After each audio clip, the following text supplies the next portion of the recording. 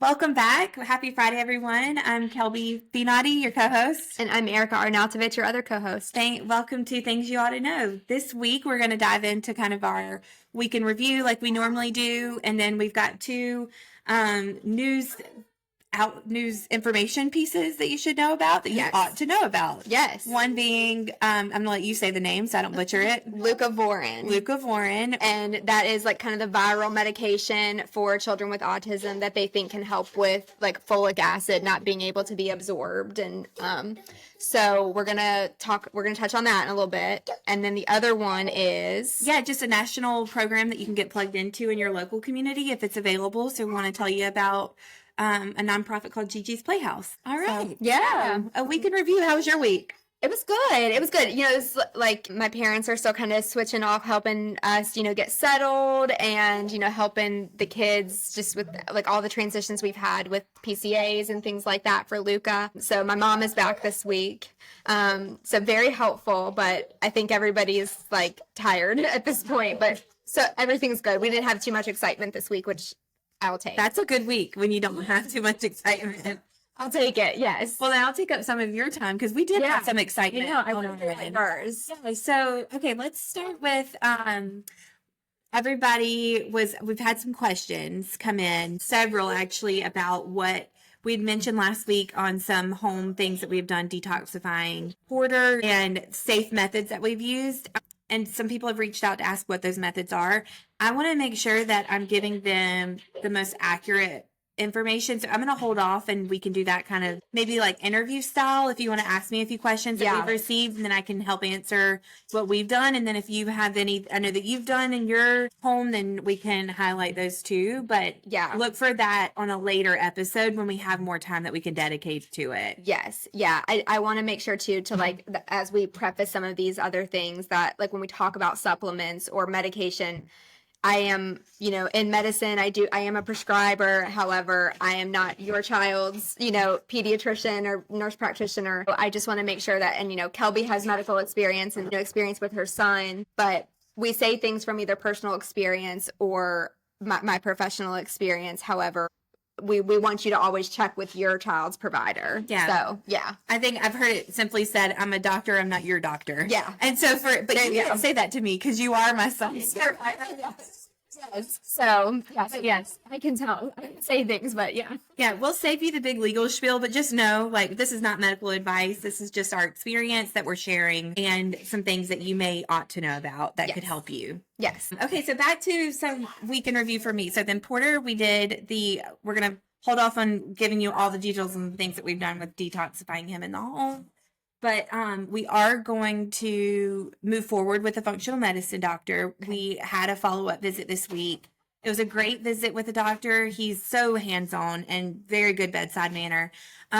We ended up doing, because he's a chiropractor and functional medicine provider, so we ended up doing an adjustment on Porter's neck. He noticed something going on in the left side of his neck, which from his experience, he has been able to adjust that for kids. And then apparently kids stay adjusted for longer than adults do. Interesting.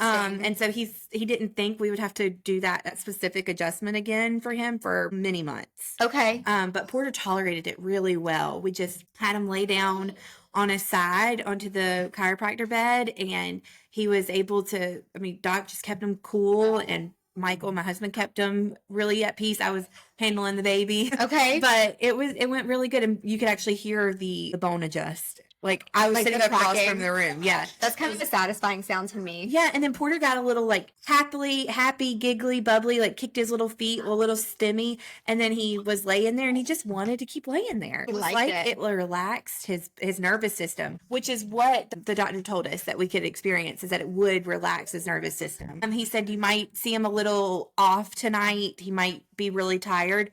Well, let me tell you, that's not what happened to us.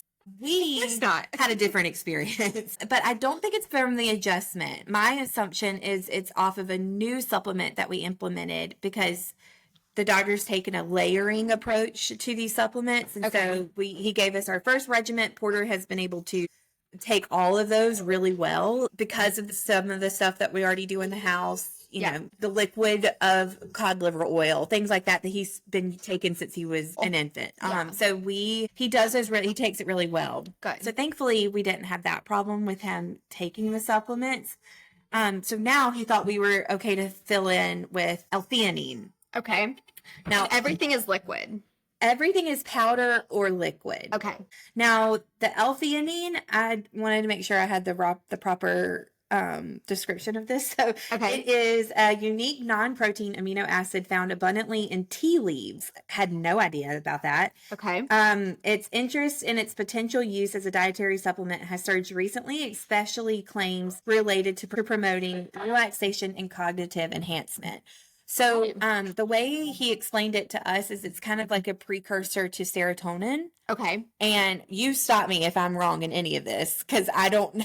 I am not the supplement queen. I'm only third party giving this information. So basically, he told us that it's like a precursor to serotonin, that if we can get the L-theanine within his system within a few weeks, that you'll start to see him sleep better and therefore probably see a decrease in his SIB or like the hitting, the problem behaviors that he experiences sometimes. Okay. I don't know if we had an adverse reaction. I have a call in with the doctor today to see if I can get an update on what we should do. I don't know if we crank back the dose, but Porter was wired.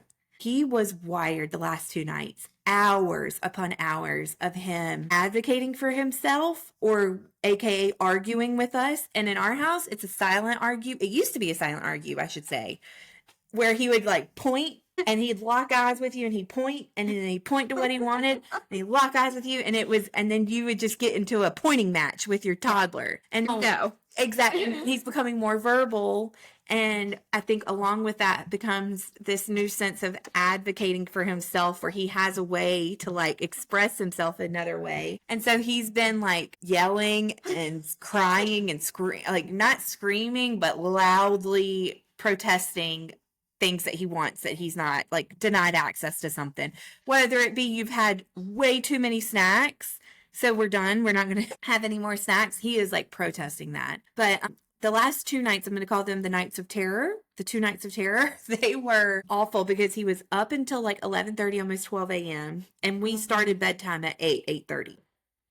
Okay. And then he's coming in and out of his room, trying to get different things that he wants. I'm proud of him. And so in those moments, we're like, okay, I hear you. And we just don't want it to get to a point where it's ultimate dysregulation. Right. And there's no coming back from that for a while. Thankfully, we've been able to save it going to like ultimate dysregulation the last 2 nights going into sleep. But last night, he woke up at 3 a.m. just crying. So dysregulated.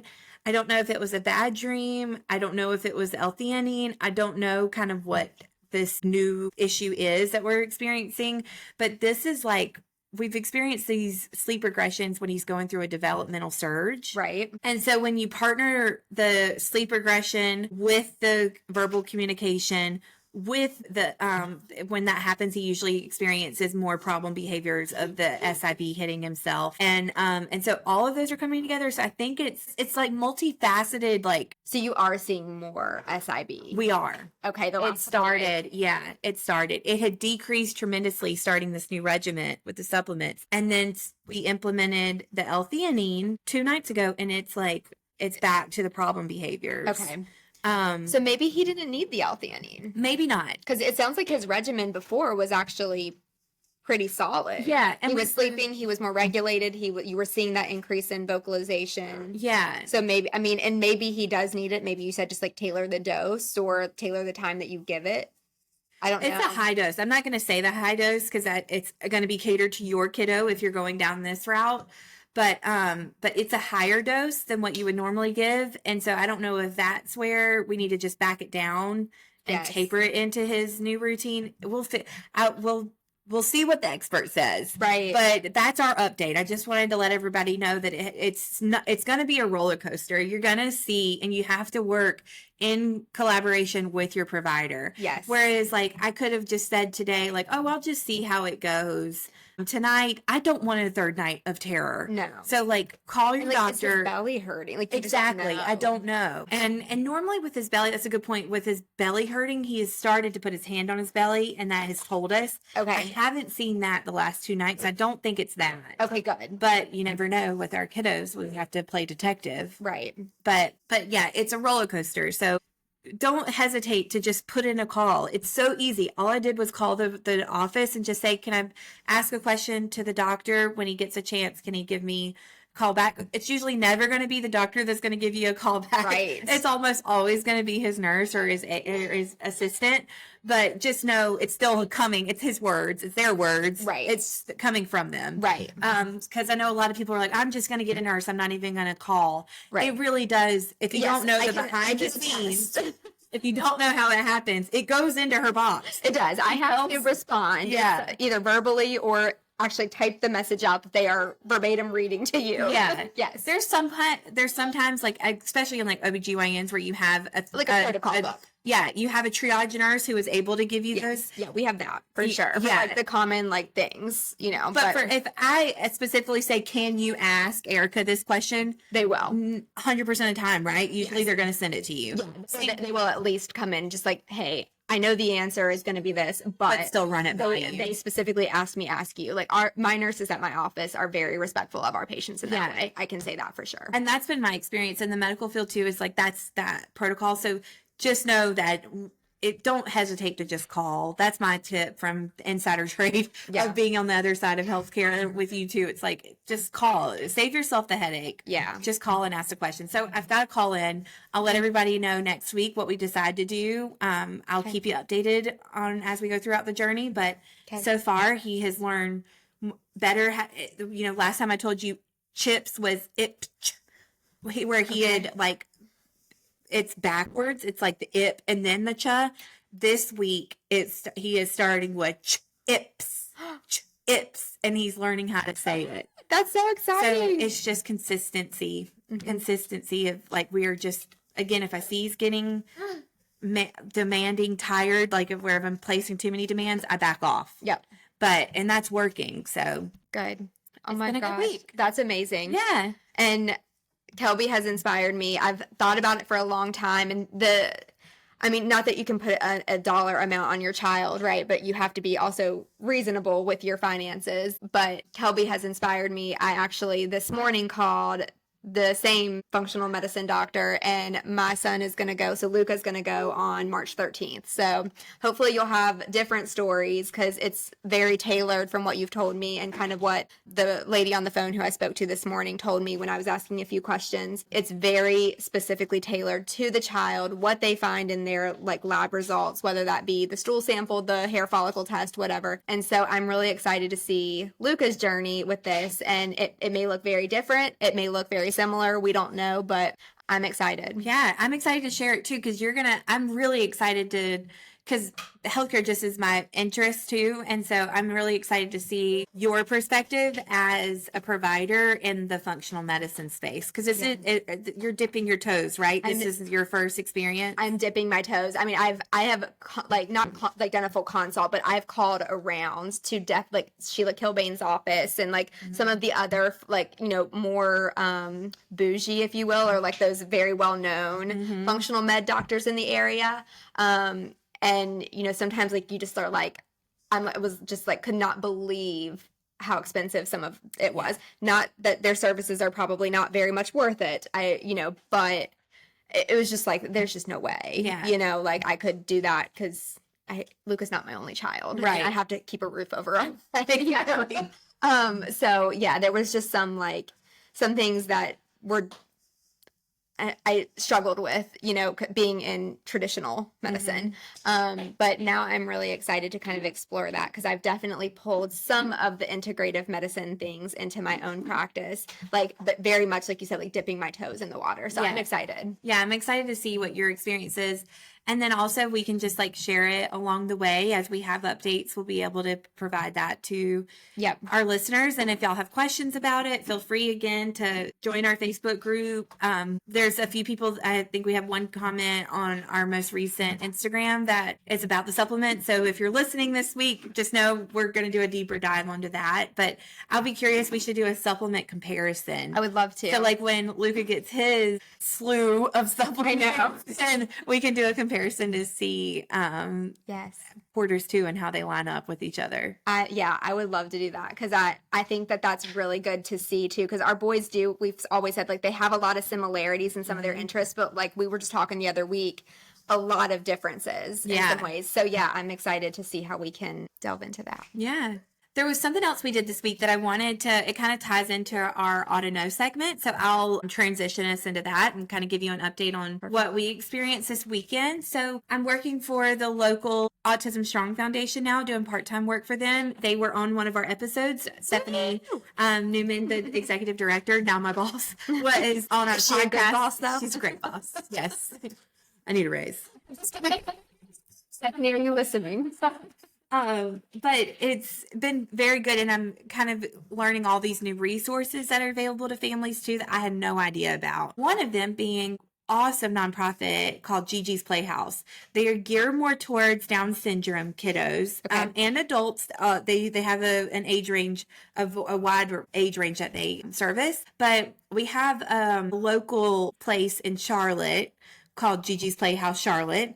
And they have free programs. And the Special Olympics of Mecklenburg County is offering a free program to kiddos from age 2 to I think it's 11. Okay. I can't remember don't quote me on that, but I think it's that. Okay. But, they basically, the Special Olympics team comes in and they walk them through various different sports and how to, interact with other teammates and functional things. It's like it has the whole gamut of therapies kind of intertwined into it. And Porter had such a good time. They let Parker, my 1.5-year-old, come in there, even though he wasn't old enough. And it was so fun to he learned how to to hit a baseball. He learned, he kicked a soccer ball into the goal. Wow. He was playing cornhole toss and making it into the goal. So just so many different things that they do, and they never get bored within the hour. They're constantly keeping them engaged. But yeah, so I wanted to let everybody know about that they do offer, even though they are primarily supporting Down syndrome people, they also open their programs free of cost to any children with intellectual or just special needs that they want to come in and join. So, well, we're going to join this Saturday. Yeah, we're so excited to have you. I know. I can't wait because Luca, like we've said many times, is very gross motor oriented. Mm-hmm. And so I'm hopeful he'll kind of find something that he really enjoys doing that. So yeah, we're going to see. Yeah. So something they ought to know about is Gigi's is a national organization. So I encourage you to go online, see where there's a local Gigi's Playhouse, see if it's within your area, and you can be a part of their programs. They are awesome. And I'll say too, just the caveat off of that, just do a quick Google search because there's new nonprofits popping up all the time, especially as autism awareness is becoming more prevalent in the news and things like that. So just start Googling, see where you can get plugged in your local community because it goes a long way. It goes a long way for you. Yeah. So I'm really excited to try it. And hopefully if you guys are in the Charlotte area, you'll look into it and come out. But like she said, like Kelby was saying, it is a national organization. So you can look into your local area. So our other one, like we were talking about, our other things you ought to know is the I want to say it wrong. I want to say Leucovorin, but because it's like my son's name and I'm like, Luca's tearing up something. But Leucovorin is the name of this medication. And Dr. Fry is a neurologist who kind of is one of the doctors that's kind of spearheading some of this research around this medication. And basically it is, when you take your prenatal vitamins when you're pregnant, it is part of that, when you start taking it very early, is to prevent neural tube defects, because you need that increased folic acid for babies, because that can cause, intellectual disability. There's so many things that neural tube defects can cause, like issues with babies. So folic acid during pregnancy is so important. And of course, folic acid in general to people's health is important. So they're finding that there is some mitochondrial dysfunction in a lot of children. And it's really funny. I wanted to touch on this really quickly. My son, when he got all of his genetic testing done, did also have mitochondrial dysfunction. And so what the mitochondria is like, it's, if you can remember back to your high school science days, it is the powerhouse of the cell. And so if it's not functioning like at its full capacity, you may not get the full function out of the cell. So you may be slower to learn things. And I mean, just like you may not move well. I mean, it could be like whatever part of it is being affected. But the mitochondria dysfunction, Luca's was mild mitochondrial dysfunction is what it was listed as with his genetic testing. I remember like highlighting that and really researching into that. He was like 18 months when we had those labs done, and he's about due in about 3-4 more months to go back for another genetic array testing, because they recommend that about every 3 years. But with that, I was researching that about 90% of children with autism have some level of mitochondrial dysfunction. I think the world of my son's geneticist, but when I questioned him about that at that time, and I don't know what his answer would be today, but 3 years ago, his answer was, I doubt that has any bearing on Luca's symptoms or presentation. And I was just kind of like, I don't know. So I did some more research, and it was like, I just wanted him to make sure he ate and drank at regular intervals. So I was telling all of his therapists, like his ABA therapist at the time, because like it was like he needed that constant replenishment to help with that. And we were doing supplements and vitamins and all of that, just like you were, like, or you are now still. But that folic acid absorption, you're always looking for what are they depleted in? What electrolyte, what, vitamin, what nutrient, like, are they depleted in? And you think, like, our boys both, knock on wood, to have autism and sensory, issues, they eat pretty well. We're both pretty lucky in that. So, like, some of those kids, we know they just get 0 vitamins. Yeah. But I always am concerned less about Luca because he has a pretty well balanced diet, and we do supplements. But that mitochondrial dysfunction, like when I read about that in here, not to like make the whole Leucovorin thing about mitochondrial dysfunction, but that's a big part of that because there's that blood-brain barrier. And Leucovorin, what it's designed to do is help folic acid be absorbed so that the brain can utilize it, which could promote speech, especially, is kind of what I think they're really thinking it could do. And so Leucovorin is meant to, if there's something that's like an antagonist for folic acid or something that's blocking it from being absorbed, that is what that drug's mechanism is supposed to do, is to kind of like break that barrier. And so if they can do that, then the folic acid can also help with some of that mitochondrial dysfunction because we're giving the cell everything it needs to function. When you test the folic acid in a blood draw, it's normal, but it's not getting to where it needs to get to be utilized, right? So that's my thought process on it, like just like what I've researched a little bit here. So I want to do more research on it for sure. That's just my I see your science brain going. Yeah, I'm trying to like do like the whole mechanism of the drug and kind of break it down as to why they think this might work. And then they've had some really big success stories, which is kind of what those viral videos that you might be seeing on Facebook or Instagram or wherever, that's what they're doing. But that's why it might work. However, we talk about big pharma here. And I'm going to be very careful as I say this. Way to get controversial. There we go. It's a very low cost drug. I think a few years ago there was a seizure medication, same thing. Big Pharma doesn't want to do research on these drugs because there's minimal profit to be made. And so that's very unfortunate, but that is medicine at the end of the day is still a business. And I can ethically disagree with it all day long. Right. And morally, of course, I disagree with it, but It's what it is. what it is, right? Unfortunately. So we're Yeah. going to hopefully find ways that we can get this drug if it is something that could work, hopefully we can find ways that we can get providers comfortable to prescribe it, because it typically is used as to help reduce side effects of chemo. Yeah. And so, but it has minimal side effects itself, which was the exact same as the seizure medication that I was reading about a few years ago, but it kind of just gets like smushed by big pharma. Yeah. And so, yeah, there's my controversial piece. I'm done. Nice. So it's prescription based, right? They have to have a prescription. So again, you're a provider, but not our listeners' providers. So Right.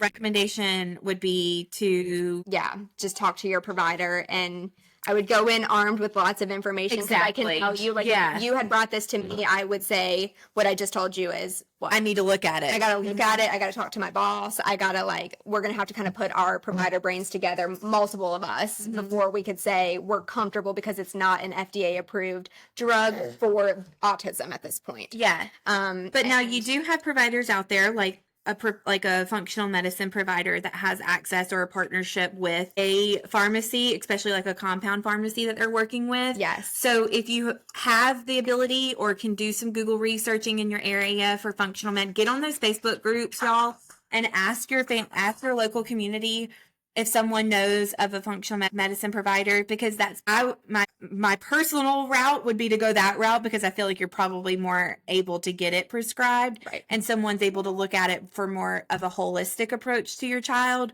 rather than is it FDA approved, yay or nay. Right. Is kind of what you're. We still practice, like when you're doing traditional medicine, you're still practice, and in the United States at least, you're practicing within a very strict guidelines, because you have to get your license. So, if you're listening to this and you are one of my patients, one, thank you for listening. But two, please don't take this and think that if you come to me and I say I can't prescribe this for whatever reason, that, I'm being just mean. I would love to be able to, but I have to do some researching and make sure that we are covered. But it's something that could be very exciting. And hopefully if we can't use this drug, they can find a drug with similar mechanism that Big Pharma will be willing to research. And we could get it out on the market sooner rather than later, because this is definitely, autism is an epidemic, right? So we need to do more than just wait. Right. And time is brain for our kids. They say that for stroke people, but for kids, It is for our kiddos too. yeah, time is brain, That and functional neuroplasticity is huge. yeah. So, yeah. All right. Well, that's something you ought to know. We have two pieces of information. Gigi's Playhouse, national organization. Get plugged in with them if they're local to you. And then Leucovorin. If it's something you're interested in, talk to your provider. See if it's a good fit for your kiddo. As we know more, we will tell you more. Yeah. So as we learn more about it, if we find out there's a research program that you can get involved in, we'll try to do some background information on that and get that information out to you. Something you ought to know. That's it for our episode today. Thanks for listening, guys. Hope you enjoyed it. Happy Friday. Bye.